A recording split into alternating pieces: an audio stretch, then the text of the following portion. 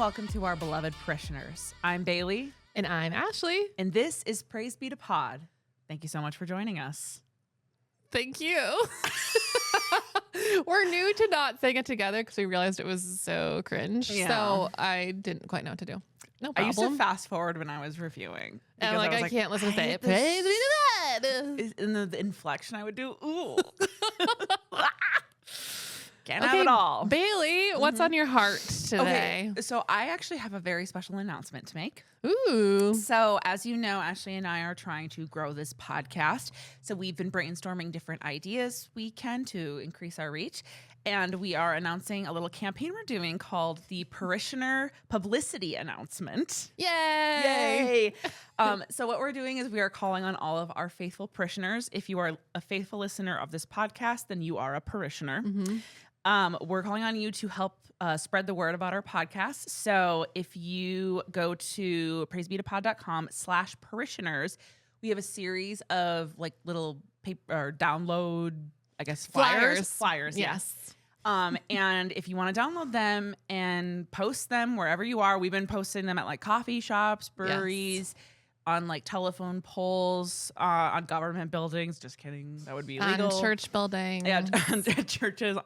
Like that's kind of bulletin boards. Yes, very like boots on the ground guerrilla campaign. So yeah, it's called the Parishioner Publicity Program. And yeah, Ashley, do you have anything to add to this? Oh yes, I would like Jacob to know that we printed some for him. Yay. So you can put them in your coffee shops. There we go. Perfect. Do you drink coffee? You seem like the someone who doesn't drink coffee. Yeah, only yellow Gatorade. No, I drink so much coffee. Really? Are you a like cream or no cream guy? No cream. I'm black coffee. Figures. It was all or nothing for you Yeah. in my mind. It was like either really sugary or black. It used to be really sugary, but since college, it's been straight black. Yeah. Honestly, I think that like my initial response to you hearing that you drink black coffee was actually envy because I wish that I could tolerate it, but I have to have mine tasting like hot chocolate. Oh, I've been really surprised by that. Why? I don't know. You like bitter things. Marlboro Lights? I guess. Wine? Yeah, I don't know why. I just don't like black coffee. Anyway, Ashley, what is on your heart? Oh, last night I saw Purple Rain, the musical here. And I never wanted to go to this. Yeah. First of all. You never want to go to any of the things your husband makes you go to. Well, I was invited and him and his mom were going to go. And I said, you know what? I don't think it's worth it for me to go. Mm-hmm. The tickets weren't cheap and it wasn't worth it for me. I'm not like the biggest Prince fan. He is. Mm-hmm. And I just saw Purple Rain for the first time a few years ago and it does not hold up. Oh. It is very hard to watch Really? in this time. Yes. Okay. It's a lot of like sexism and it's mainly a story about domestic violence. Ooh. I didn't But know it that actually. doesn't go over. It's not like done very not well. told well. It's really Okay. weird. It's Yeah. like, oh, Prince's character is so amazing that you should just forgive the domestic violence because you can't turn away. What the fuck? Right? Isn't that kind of how it goes? I saw it a few years ago. Yeah. It's like, oh, the song Purple Rain is so good that you now have to forgive him beating you. Oh, yeah. It's obscene. Isn't he also called the Kid Mm-hmm. throughout? Yes. So anyway, starting with that. That's Then- actually strategic to call yourself the Kid is because you're like, I'm just a baby. I didn't know any better. Right. And then his mom ended up having to cancel her trip. So he's like, do you want to go like with me? And I was like, sure. His fine. being your husband, not Prince. Yeah. Okay. Yeah. So anyway, I was like, sure, I'll go. Then I found out last night at dinner before we were leaving, oh, did you know this is the first performance of this play ever? Oh. And I was like, wait, what? Mm-hmm. Like they're doing a pre-Broadway showing Mm-hmm. in Minneapolis because this is where Prince is from. Mm-hmm. And so it's like It hometown makes crowd sense type of that's thing. what he would want. Yes, he loved Minneapolis. Mm-hmm. And so I didn't know that. And if I would have known that, I would have been like, no, sell the tickets. Because number one, that means no one's seen it. That means it's the first show they've done. Yeah.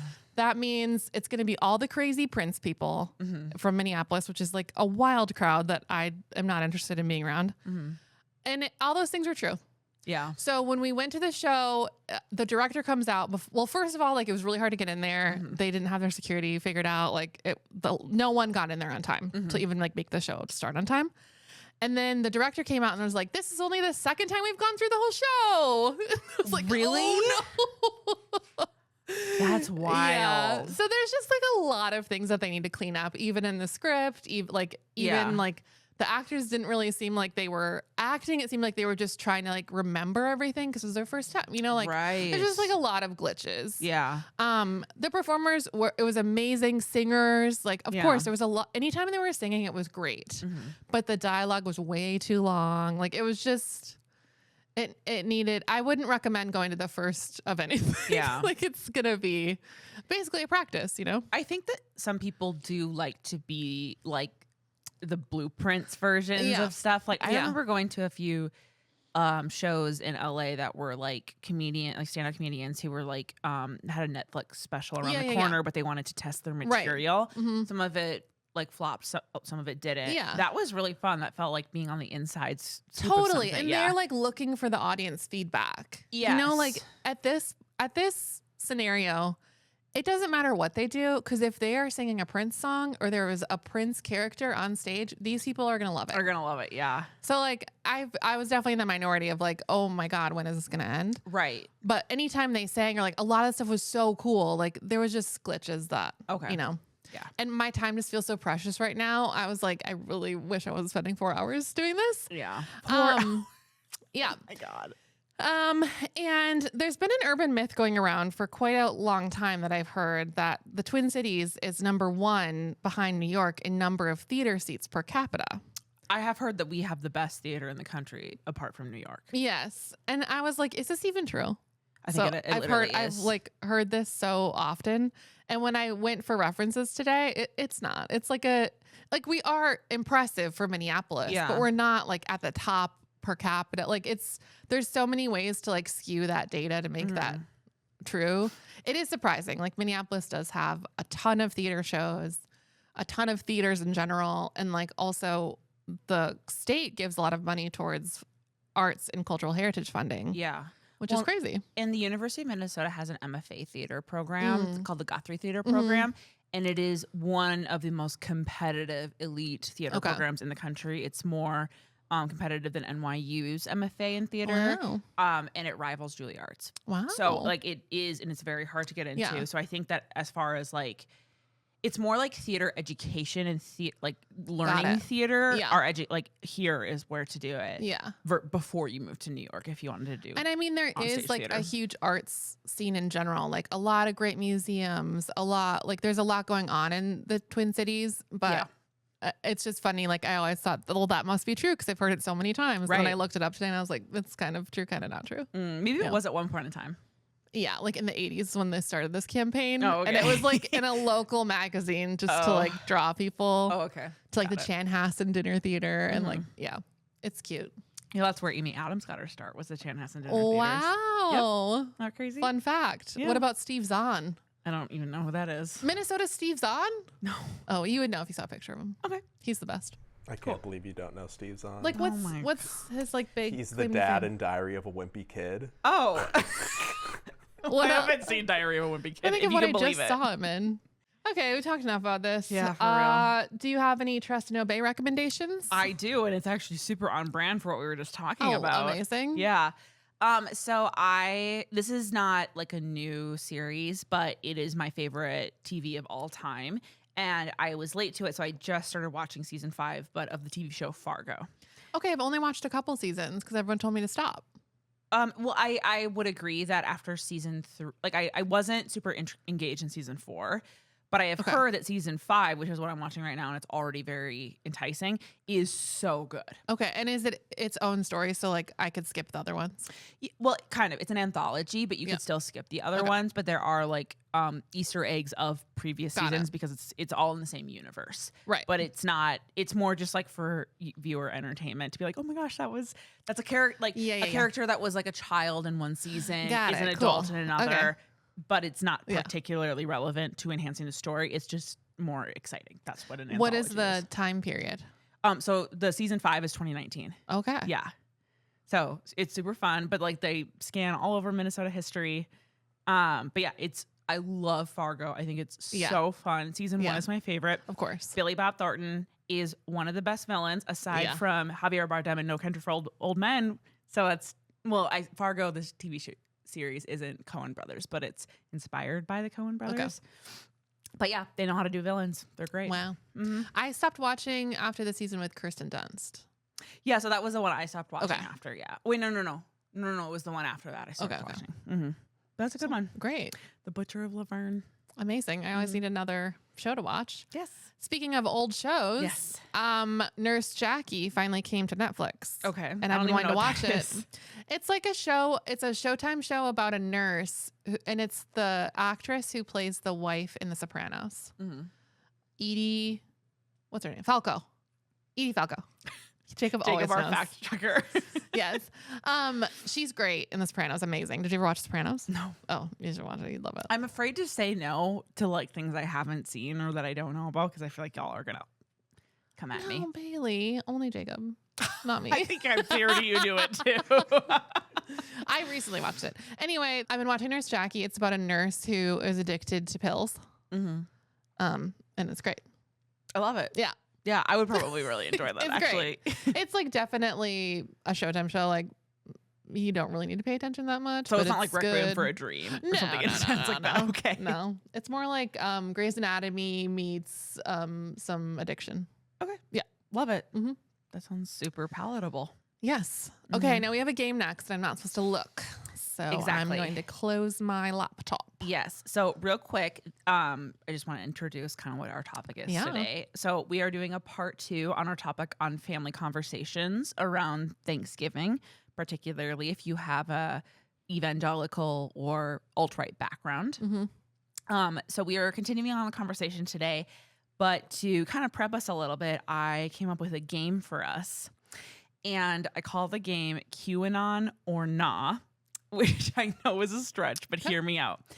I'm going to give a series of different conspiracy theories, and you're going to guess if you think that is a real conspiracy theory that people in QAnon or in that conspiracy theory world believe, or if I just made it up. Okay, I know that I should know this, and I kind of know, but what's QAnon?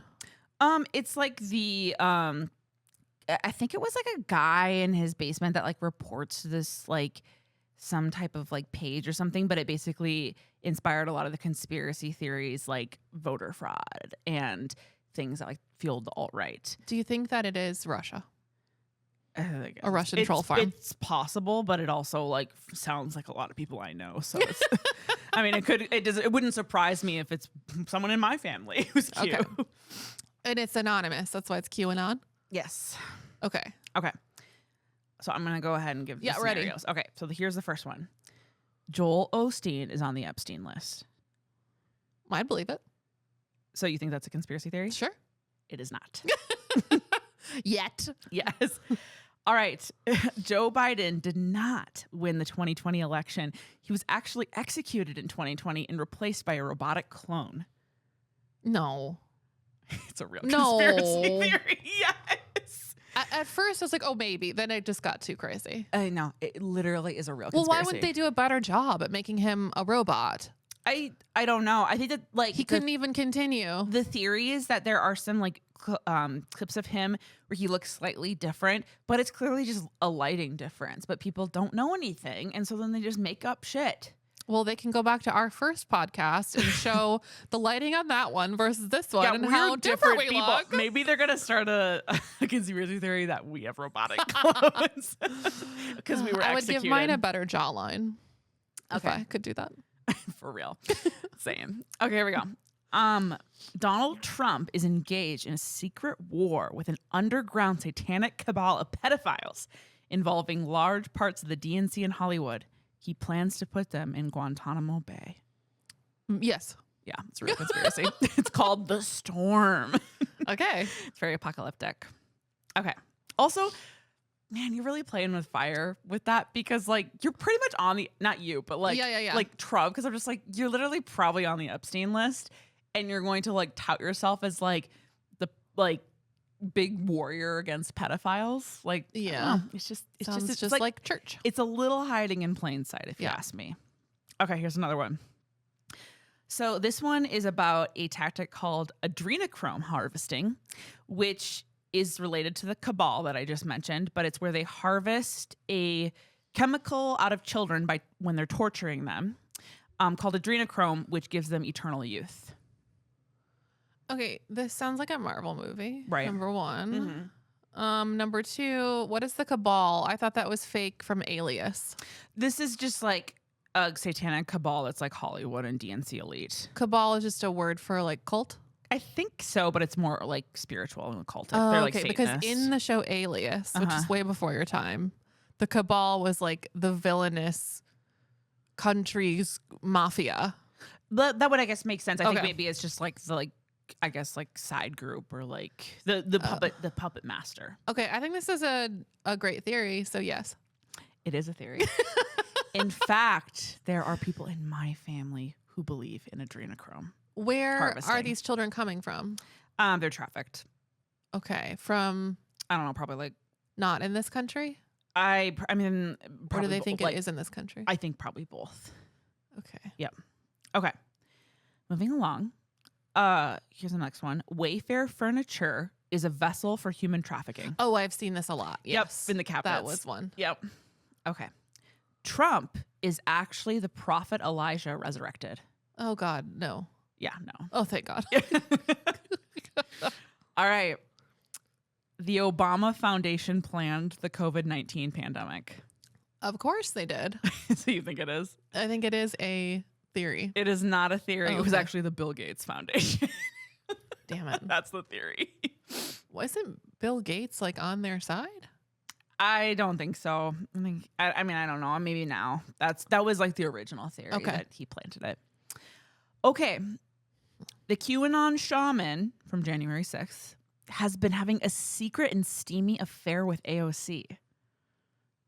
No. Yeah, no, it's not a conspiracy. No, that doesn't make any sense. But I don't know, do any of these though. No. But they like tried to kill her. Yeah, but like probably because he's so attracted to her. Yeah. She's also like the hottest person I've ever seen in my life. It's true. Yeah. It's annoying. Okay. And here's the last one. Netanyahu in the state of Israel orchestrated the assassination of Charlie Kirk. No. It's a real conspiracy. Okay. All right, so let's get into our topic for today, a little bit more of a thorough introduction. So we are diving back into the messy, tricky world of family dynamics during the holiday season, specifically Thanksgiving, because I don't know why, but that feels like the most political holiday. At least it is colloquially.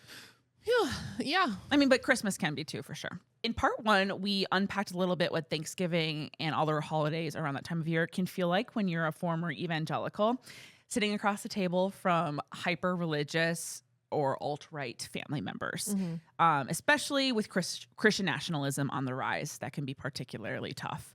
So we talked a lot about the pressure on politically left-leaning or former Christian individuals to be the mature and like emotionally collected ones. Some of the dog whistles that make us want to scream into our napkin. And then also what it looks like moving forward in the wake of further ideological division. Yeah, I think we wanted to have a second episode kind of more talking about how we deal with this actually.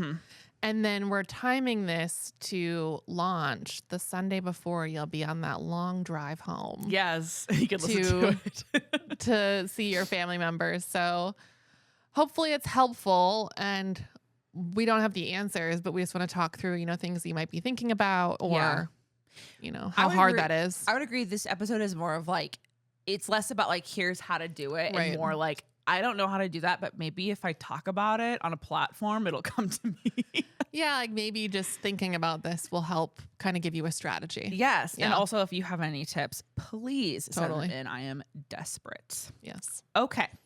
So the first thing I think that I really want to talk to us about, and this is a little bit of like, I wouldn't say like an ideological difference that you and I have, but we have different approaches to this thing. So I kind of want to get into like the dilemma of like, is it worth it at all to speak up when it comes to family, or is staying silent and trying to keep the peace the better option?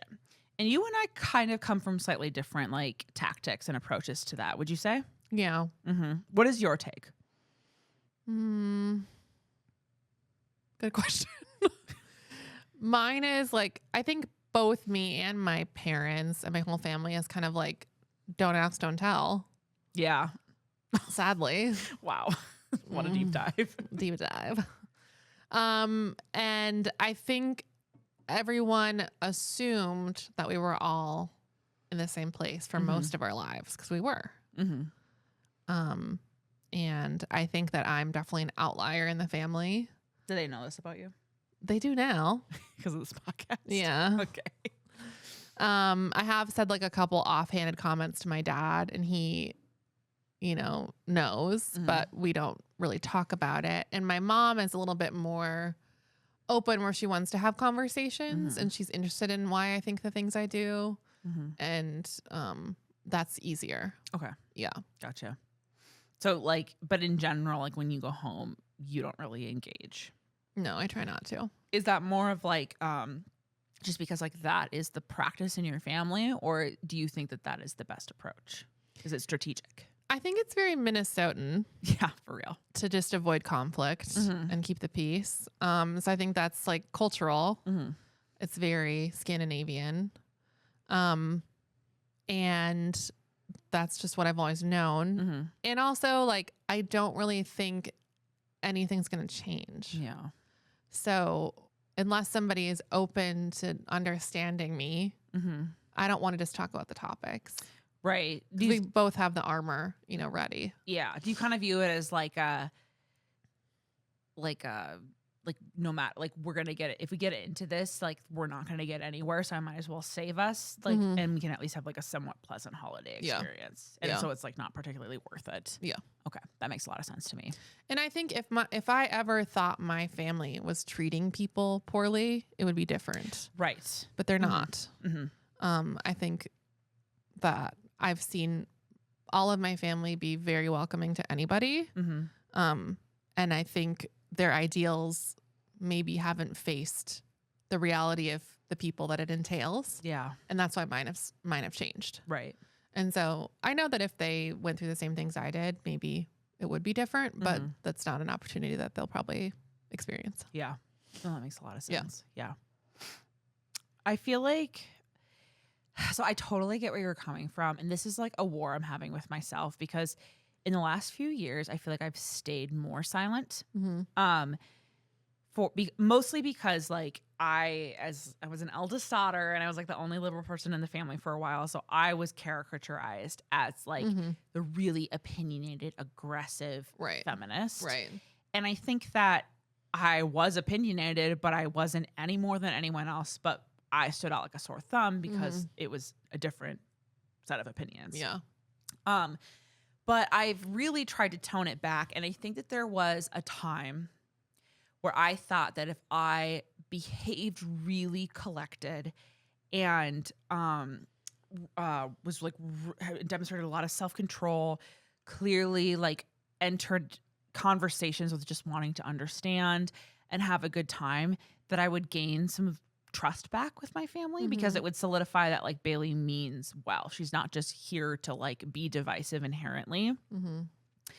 So I thought I was really doing something for a while, but more recently I feel like a lot of that has backfired, and I'm kind of gearing up a little bit to like get on the offense again. And I don't know if that's right. Like there's just so many times I've just heard them communicate things I don't agree with, and I feel like I have to say something, but I either don't want to or I don't know what to say, because I'm like, what the fuck is going to resonate with these people? Right. I don't know. Like we're not coming, like I said last week, we're not coming from the same framework. So I could say something, but it's going to probably like fall to the wayside a little bit. I also have like a freeze response in conflict. Yeah. So let's say I experience something really terrible being said in front of me. I'm not quick to speak. I'm frozen. Yeah. Then I think about it for years later. Yeah. Do you have any And like so- stories or examples of that? Yeah, I mean, I witnessed someone in my family saying something derogatory against Somali people, because there's a lot of Somalians in Minnesota. And I just was kind of like, I can't believe she said that, and then didn't say anything. Yeah. And I think about it a lot. Yeah. Yeah. And you regret it, you say? I don't know. Like, I'm not sure what I would have said. And I know for a fact, like, they've never had a Somali friend. Right. And I have. So it's like, well, until you actually talk to somebody, they're not human to you. Yeah. Which is like, it's so frustrating. Yeah. Because that's just like, I don't even know how to like operate from that level. Yeah. Like I have family that holds really negative sentiments towards Somali people as well. Mm-hmm. But they're deeply compassionate towards like a lot of other people, groups of people. And so like the disconnect for me is very confusing. I will say I've noticed that when like derogatory things come up about Somali people, when they remember I'm in the room, it's kind of like, don't say that. Yeah. Because I think that they know they're wrong. Right. And Yeah. like, I think what's frustrating and part of why I got into ESL and caring about refugees is I witnessed this a lot when I was in high school, and taking a East African culture and dropping them in Minnesota is two of the most opposite cultures in general. So like that culture clash is extreme. Minnesotans are very polite, very quiet, very conflict avoidant. And Somali survivors of civil war are not. Yeah. They have to demand what they want or they won't get anywhere. East African culture is loud and a lot more abrasive than Minnesota culture, and Arab culture in general is very verbal. Yeah. And so a lot of Somalis are like always on their phone or always like loud, and Minnesotans like don't understand it. Yeah. They don't understand the culture they're coming from. They don't understand what they've been through. They don't understand what it's like to be a refugee or an immigrant or even new to this state. It's hard. As a white person from Minnesota, it's not very welcoming here. It's interesting that we are that settlement. I mean, it makes sense politically because we like Minnesota has more progressive politics than other places in the Midwest. But like even our climate is so unforgiving and so unwelcoming. Like, can you imagine moving from East Africa to northern Minnesota and experiencing our winters for the first time? I remember when I was in high school, I volunteered with a newcomer class, which newcomers are a step before ESL. Like they literally just got off the plane. Yeah. And I had a 7th grader who was from Sudan, and she was like a shepherd. And then the next day I'm teaching her, this is your locker. Wow. This is how you like do a this is how you by open trade. Yes, this is how you open a locker. Yeah, what a culture She didn't know how to say anything. And I was like, this is a crazy field. Like I gotta remember this. Yeah. Wow. I think about that a lot, and like we're getting slightly off topic, but I think it's worth noting. Yeah. One of the things that I have said when I've heard negative comments on Somali is just like, it's so easy to appeal to the humanity of the situation, because it's like, can you imagine being in that environment and then having to be ripped out of your homeland and come here to your unwelcoming ass? I was like, speaking English. Like, wouldn't you be mad too after everything you've seen? It's crazy. Like, it's just really not that. And I will say, to the credit of my family, I've gotten a long way with that conversation, because I think it's very easy for them to be like, yep, you're right. Yep.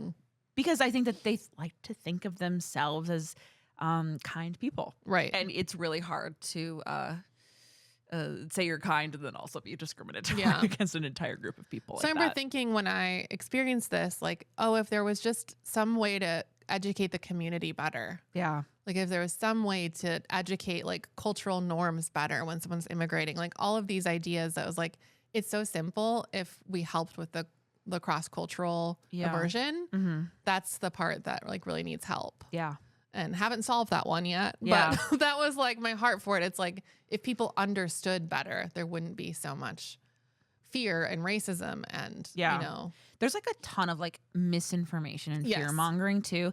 Like when I worked at the Senate, we were trying to pass a driver's license for all bill, and we did successfully, but it gave a path towards refugees to be able to get a Minnesota driver's license, which is something that they didn't have the ability to do beforehand. And I remember the like culture clash in driving was one of the biggest motivators of conflict, at least where I was from. And I remember hearing this, and this wasn't true, I remember as a kid hearing family members be like, they just hand out driver's license and they don't even have to learn how to drive to Somali people.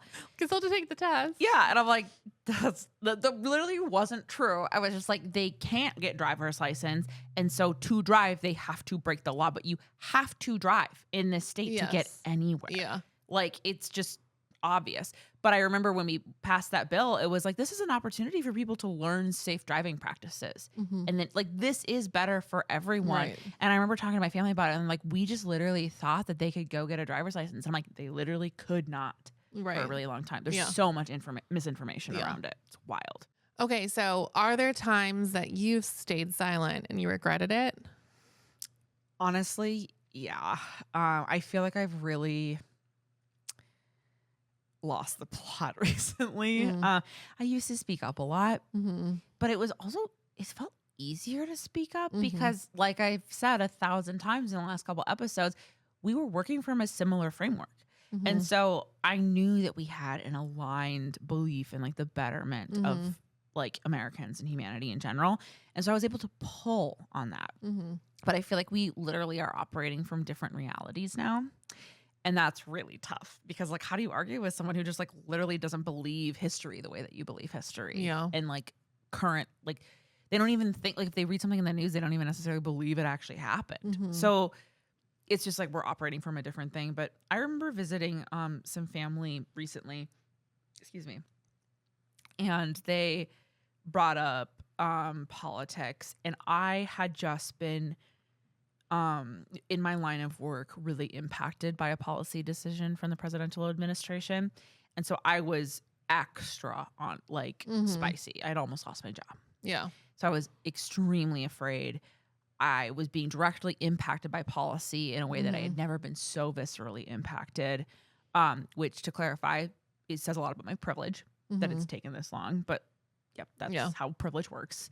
But I remember going and visiting this family, and they brought up politics at the dinner table. And I think that they did it in a loving way, but I just remember feeling I was like, I can't have a civil conversation about this because I'm so directly impacted right now. I can't talk about this theoretically or academically because I'm in like fight or flight constantly because of the person you voted for, like hammering down on my line of work. And so I remember them saying things and I just kind of froze. And I literally, like, I don't even remember making the decision to do it. I literally was incapable of it because I felt like my throat closed up. Like I had a physiological freeze response. I really regret that because that was like an opportunity where I could have, as a person having a lived experience, could have been like, yeah, so like what you're saying, like literally isn't true because I was literally, I am actually directly impacted by it. Additionally, there was also like, I remember having an issue where this is when I worked in politics. So I had a little bit more of like a controversial role. Yeah. And I had a family member, I'll just like share the story. I think that they were under the influence, but they wrote baby killer on my Facebook wall. Oh my God. Yeah. And I deleted it because I knew my friends would just see that person. So I actually deleted it to protect them, which I'm just like, is pretty generous. And this family member was also a lot older than me too. So it's like they should have been the mature, like parental figure, but they weren't. But I remember talking about this situation to a different family member that I was closest to. And I expected to get their like camaraderie. And I did. But one thing that they kept on saying over and over again is like, Bailee, you got to just be the bigger person. You got to be the bigger person. And I just like, I wish I would have said this and I didn't, but I wanted to be like, why do I always have to be the bigger person? That just kind of feels like a way to keep quiet. Because if I'm being honest, if someone had wrote something that derogatory to you and our family, I would address it with them. But you don't want to address it when it has to do with me. You just want to like put it under the rug. And I just remember thinking like, you know, there's nothing wrong with recommending someone be the bigger person, but it feels so targeted at me. Like I'm the one who always has to be like mature and stuff. And so I really regret saying something, but I felt like I was really just like intense. Like I was just so like rigid and like frozen. And I had another family member call me about something one time and just absolutely laid into me. And I'd never been spoken to by that person before that way. It was an uncle of mine and who I really respected. And he called me about an interaction on social media. And I thought that we were just going to have a normal conversation. And he just screamed at me. I couldn't even believe it. To his credit, he apologized later. But I just remember feeling so like, I've never been spoken to by this person this way. I froze. And there's a part of me that just wishes I would have been more like on the offense. I wish I would have attacked him, honestly, which like, then maybe I would have regretted that. I don't know. But I like wish I would have stood up for myself or had someone stand up for me. Yeah. Which like, it's also like if someone else was sharing this story, I'd be like, you got to take it easy on yourself. Like a grown man was screaming at you. Like, what are you supposed to do? I was like 20 when that conversation happened, you know? Yeah. So anyway, those are some like examples of that. That's really hard. Yeah. I've never experienced anything like that. And I think that might be part of why we kind of have different reactions to how we deal with this. Like, no one's ever come after me. No one's ever yelled at me. No one, like, that's never happened I've been to come me. after. Of course. Like, I would be a lot more vocal too. Yeah. Like, you can't just sit back and let people attack you. Right. That makes more sense too. Right. No, I agree. And like, I just don't. It's also one of those things too, where it gets to a point like like when we were doing the game, the adrenochrome thing. So like, I have close family members who actually believe in that theory. What does it prove for them? That there's like a pedophile cabal that's like trafficking and harvesting children, and like the Clintons are involved in it and stuff. But what does that do? Like, what's the end game of that being true? I think that because there was a pedophile ring.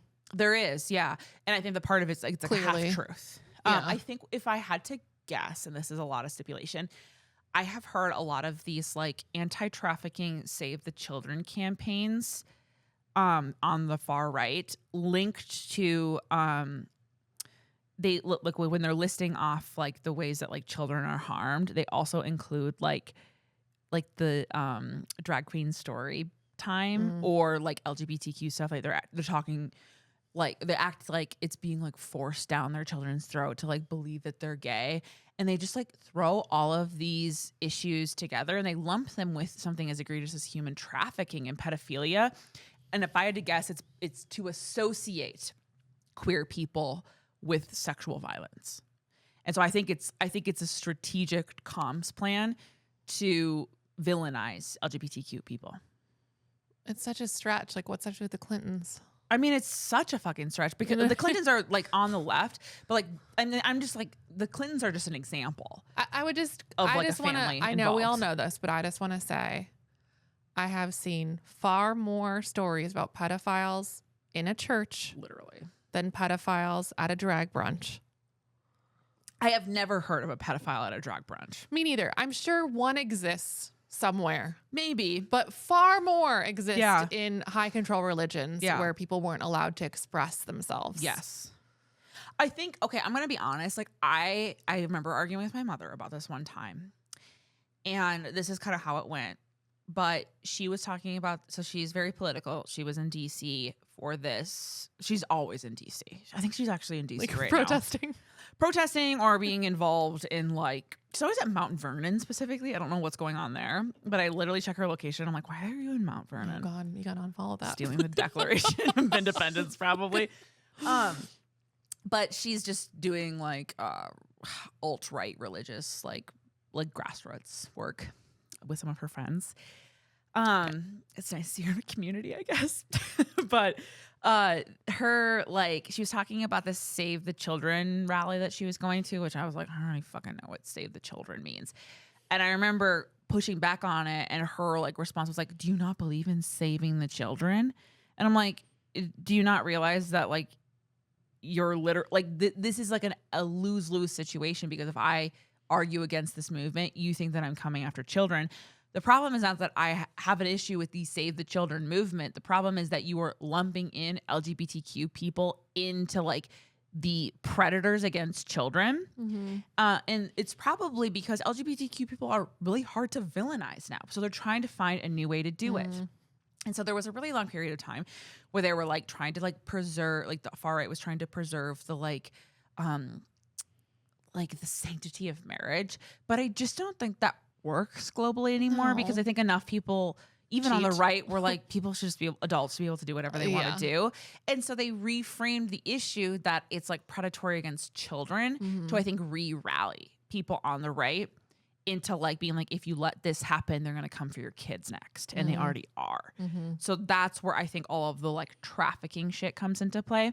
And I have a family member that believed in the adrenochrome thing. And I remember hearing that because I had heard of the theory or the conspiracy theory before. I was like, that's the most ridiculous thing I've ever heard. And then I found out that they believed in it. And I just started crying. Like and they were like, why are you crying? I was just like, I just can't believe it's gotten so far that you think a satanic group is harvesting a chemical from children so that they can stay young. You're insane. How do you not hear yourself? And also, if we are accusing anyone of doing that, it would be Kris Jenner. It would not be this like. What do you mean by that? Have you seen her? She looks 30. Oh, she does look so good. She looks unbelievable. Like she looks like death becomes her young. It is creepy. I think that that whole family has amazing plastic surgeons. They all look amazing. I think you need to look at the picture that came out last week. It's wild. Oh yeah, I can't. She got that magic potion. Okay, so I think that we could talk for a really long time about these adrenochrome theories because I've never heard of them. Yeah. I'm sure you're jealous. Yeah, could I just like borrow your brain? I do hide what's the word? Close it out a little bit. Like I try not to engage. It's a little bit more of like an option for you. And if like I would probably do that too if it was an option. Yeah.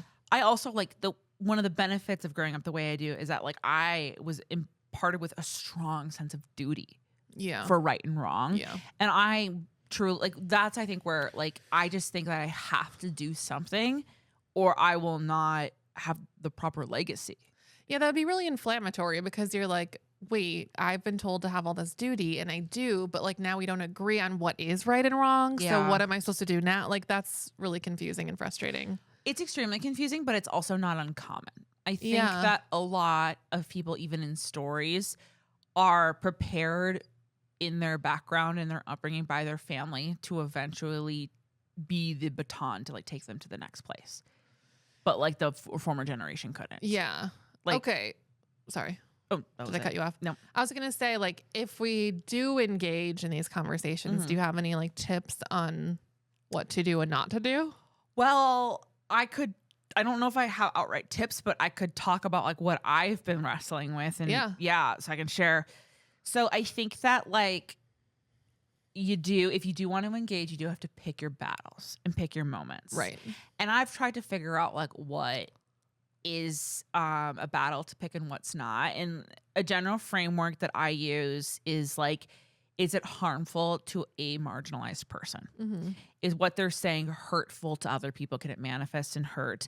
And I will say all of it is related to voting. So it all does. It's just like all these people are fucking voters. But it can start somewhere. Like if there's like that's how it started with me and you. Like we both started in the same ideology at some point. Yes.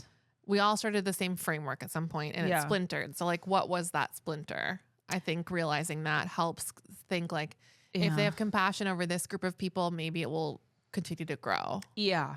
Well, and that's like and it's not saying like I need to switch sides. It's like I understand that there can be people in different political viewpoints than me, but we still care about people. Yeah. Right now it's so divisive. I don't see that being true. Right. But like it's not that I want to convert anybody to my side. It's just like I want to be able to have civil, helpful, educational conversations. Yeah. And not like angry finger pointing ones. So yes and no. Okay. Here's what I think. So it was a series of multiple conversations, but one of the conversations that ultimately was the thing that changed me was one where someone was screaming in my face. Right. And there's a lot of rhetoric out there about how you have to like use a lot of emotional control and have these calm dialogues. And I'm just saying, if you're someone who is genuinely ready and receptive to the truth, it doesn't matter how it comes to you, you will receive it. And I think that like the whole like you have to tell me nicely is just a distraction and it's a way to like placate. Yeah. Like for instance, if there's a protest, people are always like, well, why do they have to like block roads? That's how fucking protests work. They have to stop you in your tracks. They can't be to the side of the road or they're just ornaments. Right. Like that's what MLK protested. They blocked bridges. And like they have to make you trying to late get work. attention. They're trying to get attention. And some people are like, oh my God, why do they have to make me late for work? And I'm just like, that's what a protest is. It's a disturbance in your life. It's an interruption. I had somebody, and this was very kind of them. I remember I was at school and there was a person who was queer and we were having a conversation in class about like whether or not people should be able to get married and like queer rights and stuff. And I was tearing up because I felt in class that people were bullying me because I was the only Republican. This is like high school? This is when I was at Purpose, that liberal, that art school. And I like talked about how I felt like I was really being targeted because I was a Republican. And I had somebody, a kid in that class, basically stand up and be like, Republicans have completely decimated my people. And you have the audacity to come here with your tears and be like, but it doesn't make me feel good when people bring that up. And that shook me. And I was like, shit, I needed to see how angry they were with me. I needed someone to metaphorically grab me by my collar and say, wake the fuck up, bitch. Yeah. And like, I think that if I had been someone who was like, can't you tell me that nicely? We wouldn't have gotten anywhere. Right. But I could receive somebody's urgent plea because I was truly receptive to truth. I also think something about that story is it was a first person account. Yeah. Convincing you. Yes. That's what's hard sometimes. Yeah. It's like I'm, trying to stand in for people that it's not my story. Yeah. But I've experienced their story and that's what changed me. Right. Yeah. But yeah, I just bring that up to be like, I get very leery of like, we have to have civil conversations, dialogue, because it feels like it's a tactic of the right to just keep people having like, here's my opinion. What's yours? Hurrah, let's go out for lunch. And then nothing happens. Right. Like, that's just so performative to me. And like, I don't know, sometimes you need to get slapped in the face. Yeah. I think that we all are due a slap in the face sometimes, I don't know. And that's just where like I come from because I just feel like I have such a like John Wayne approach to this kind of stuff where I just want to be like, oh, what the fuck is wrong with you? Like, wake up. Like I have a little bit more of a turn the tables over theology. But like, I don't know. I would too if I was screamed at by my uncles. Yeah. I don't even know. Maybe it's it's just like, literally the language they gave me. It's just like, you want to scream? Like, let's fucking scream about it. Yeah. And I just like, it just feels like that's the thing I'm coming home to. Is like, I know it's just going to be me being like, well, why do you feel about that when I actually just kind of want to like start like throwing hands? Okay, so if we are picking our moments, I'm sorry. I would say using stories of real people. Yeah. Like I remember when COVID was happening, I came up here because Florida was crazy. And someone in my family was talking about how it's not real or this and this, or like it's only old people. And I was like, oh, actually, one of my friends lost his brother. He was 18, no underlying, conditions, whatever. And he's dead because of COVID. And they were like, oh, what? Like they really hadn't heard these things. And I was like, yeah, I saw this happen. Right. And they can't really argue with firsthand accounts. Yeah. They can argue, was it really COVID? But that's beside the point. Was it really? So there are that you can't argue with someone's story as much. It's harder. Right. Anyway. Yeah. No, and I would agree, like bringing a firsthand account is really helpful. And I also, when I worked in politics, like I was able to give firsthand accounts to like things that were happening in the legislature that were just like theories to them. And I remember like I've read the bill. Yeah, exactly. I was there when it was written kind of shit. Yeah. And I have had like, that was actually one of like the next questions I was going to ask is like, have you had any like moments for yourself or others where like it gave you hope? And like an example of mine is I did have a conversation after the Uvalde shooting with one of my uncles who was so disturbed and was like talking about, he's like, why can't they come up with a law? And this is a Republican uncle. Why can't they just come up with a law that like blank, and he literally like lays out a red flag law. And I was just like, so I was like, there is actually a senator in the state of Minnesota who's a socialist who proposed that very law that you just suggested, but Republicans shot it down. Mm-hmm. Can you believe it? And I remember him having like a really? I was like, yes. Like these gun control laws are not trying to take your guns. Right. They're literally just trying to keep like ARs out of the hands of disturbed people. Yeah. And I think we can all get behind that. Yeah. And I remember having and he said this, he's like, well, maybe I'm more liberal about gun laws than I realized I was. Mm-hmm. A little glimmer of hope. Yeah. There. Like, but I, working in politics, had an example ready to go. So I think educating yourself too, like we don't all work in politics, but we can all educate ourselves on like to have enough like stories in our arsenal to share. Mm-hmm. So yeah, I think that's it. Do you have any examples of like moments of hope? I think I remember my mom's always been like more open-minded, but I remember her working with an immigrant, I think from Mexico, and she was helping her study for her immigration test. Oh. And she was like, oh my God, I had no idea how hard it was. Yeah. Like I had no idea all the things she had to know. I didn't know any of these things. Like just being exposed to someone like going through something that you didn't know was so difficult and not so easy. Yeah. Is really important, I think. I agree. Yeah. Mm-hmm. Direct exposure to that as well. Mm-hmm. I completely agree. So another question I have for you is, do you think reconciliation is possible? I don't know. Yeah. I don't know. Like the country is very depressing right now, and Yeah. I don't feel a lot of hope. I don't either. Yeah. This is like so weird because I feel like I've made like a weirdly full circle moment. I remember when Trump was reelected and how I felt in that moment. And I was like, I don't know what to do. Mm-hmm. I thought I did everything. Mhm. Like I thought we had it in the bag. Mm-hmm. And I just remember being like, I don't like if people are not convinced at this point, I don't know what else would convince them. And I was just like, what do I do? And I literally had this moment where I was like, I think I just have to pray. Which is crazy because I'm so not a like school shooting, thoughts and prayers kind of person. But I'm like, at this point, like, is this going to take a miracle? Yeah. And maybe it will. Yeah. And I am like, I'm in the business of miracles. Like, I believe in them. But like, I'm literally at a point where I was just like, I literally think like this God has to intervene. It's like when you have a bad boss, Yeah. and they do such a bad job, and you're like, I just gotta let them fail till they get fired. Yeah, Like, you almost have to like there's let not them much. be I so can't bad. like continue to put my job at risk trying to fix their issues. Yeah. Like I just need to let them show their true colors and get fired. And if you try to like mitigate that, it can lessen like how bad, like the look of how bad they are. It's like when someone on The Bachelor is like, did you know that she's here for the wrong reasons? Then The Bachelor's like, why are you such a busybody? Yeah. And then they get cast off. It's like, I'm not going to lose my job because they suck. Like, Yeah. I'm going to let them fail. And then hopefully it will turn around after. Yeah. Yeah. And I agree with that too. And then I also think about like, unfortunately, like the like lives lost to 4 years of this administration are probably not going to be my own.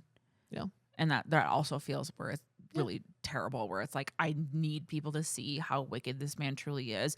And also like, it's going to be already marginalized people who suffer the most. I mean, I do have hope that it is changing, like farmers not being able to keep their farm, like just like a lot of people that thought this was going to be the answer are realizing it's not, it's actually hurting them the most. Yeah. Yeah. I would hope so. But you know, they'll probably blame the when it satanic comes cabal. down to you on your way to your family, I don't know how hopeful this was, but our main things that we brought up here were pick your battles, use personal stories, and I think we haven't said yet, but know when to step away and know when to like keep your own sanity. Yeah. And just like don't fight because you feel like you have this duty, like, and it's gonna harm you. Like sometimes you gotta step away. Yeah. There's like a passage in scripture that I always remind myself of, and it's don't cast your pearls to pigs, which I hate the word that pig is used in this context. I'm not trying to call people on the right pigs. Not really. But Jesus would apparently. But basically it's like, if you have like this pearl of wisdom, like bring it to where it is valued. Like a pig is not going to know the value of a pearl. Yeah. And so like if there is somebody that's like, nothing I bring to them is of value, they are predispositioned to shoot it down, that's a good time to walk away from that. But there are people like maybe it means that your like cousins are lost or your uncles are lost causes, but maybe your cousins aren't. Like I think about that. I was just like, my cousins aren't necessarily the ones talking about politics. Like they're the ones with their like wheels turning. And there have been people who have converted to like, there's not very many in my family, but there are some. Yeah. And so it might be like focusing on the younger generation too. Yeah. Like I don't know if my uncles are ever going to come around to this. Right. Unfortunately, they talk the loudest, but yeah. And then another thing I wanted to say is that like this is something that like clearly I still don't know what to do. Right. And so if you, the listener, has any stories that are like success stories in being able to like have a really great conversation with a family member, or even maybe convince them entirely, I am like really hungry for some hope core. So if you want to write in those stories, I would love to read them. Like that would give me a lot of hope, honestly. Yes. Yeah. We would love that. Anyway, was there anything else you wanted to add? I don't think so. I can just bless our listeners. You want to take it away? Give us a blessing? All right. Blessed are the listeners, for they shall enjoy a peaceful holiday season free of conspiracy theories of AI clones and the Hollywood elite. Find us on praisebetopod.com on the web, Praise Be to Pod on Instagram, TikTok, Threads, and YouTube. And don't forget, praisebetopod.com/parishioners to help grow the pod in your city. Thank you. It is finished. It is finished. Goodbye. Bye.